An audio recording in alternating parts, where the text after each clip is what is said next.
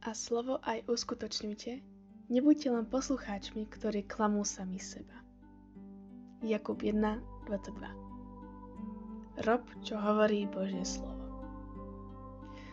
Keď počúvaš alebo čítaš slovo Božie, ale neuplatňuješ ho vo svojom živote, klameš sám seba. Prečo?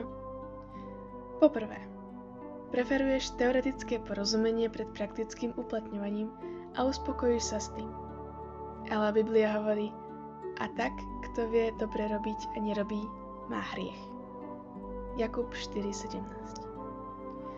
Čo to znamená v tvojom prípade? Ak poznáš pravdu, ale nekonáš podľa nej, neznamená to len, že sa dopúšťaš chyby či zlého úsudku. Ty v skutočnosti hrešíš. Biblia hovorí, že poznanie bez poslušnosti je hriech.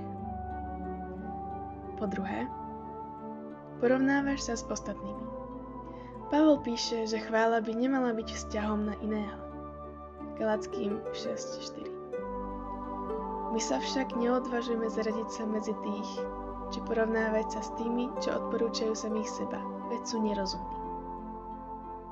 2. Korinským 10:12. Takéto správanie ti umožňuje zostať telesným a pohodlným a čím si starší, tým ti to ide lepšie. Postupom času si vybuduješ zásobu reakcií a vždy, keď sa nejaká pravda k tebe nebezpečne blízko priblíži, máš pripravených 101 dôvodov, prečo sa vzťahuje na všetkých naokolo, len nie na teba. Po tretie, slovo tebou na chvíľku pohne, nezmení ťa ale natrvalo.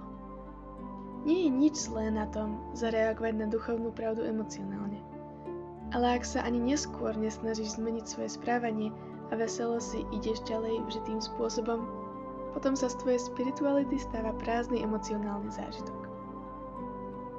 Po štvrté, nejde ti o skutočnú premenu, iba o nej rozprávaš. Hovoríš, ale nekonáš tak, ako hovoríš. Myslíš si, že stačí, ak dokážeš dlho a presvedčivo rozoberať časti písma a si v suchu. Nestačí. Nie si v suchu. Jakub hovorí, a slovo aj uskutočňujte.